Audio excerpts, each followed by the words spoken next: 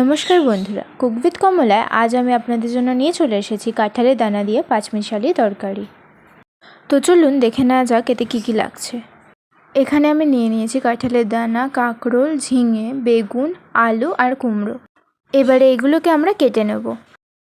আমার সব সবজি কাটা হয়ে গেছে। সাথে আমি ফোড়ন দেওয়ার জন্য নিয়ে নিয়েছি শুকনো লঙ্কা, তেজপাতা আর পাঁচফোড়ন।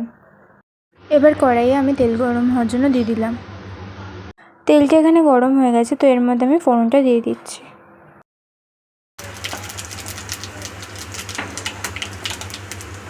এবারে এর মধ্যে আমি কাটা সবজিগুলো দিয়ে দেবো।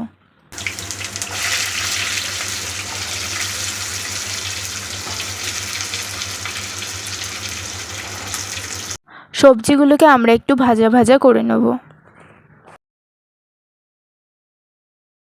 এখানে আমার সবজিগুলো ভাজা হয়ে গেছে। এবার এর মধ্যে আমি স্বাদ অনুযায়ী নুন দিয়ে দেবো, সাথে দিয়ে দেবো হলুদের গুঁড়ো। আমি এখানে 4টে কাঁচা লঙ্কা দিয়েছি, যে যা স্বাদ অনুযায়ী ঝাল দিতে পারো। এই সমস্ত কিছু দেওয়ার পর আমি কিছুক্ষণ এটা নেড়ে নেব। এবারে আমি এর মধ্যে একটু জল অ্যাড করে এটাকে ঢেকে দেবো কিছুক্ষণের জন্য।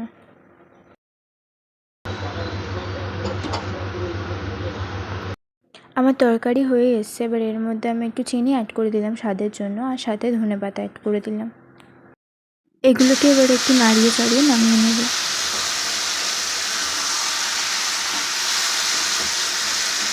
তো যেমন কি তোমরা দেখতেই পাচ্ছ যে আমার রেসিপিটা হয়ে গেছে কমপ্লিট।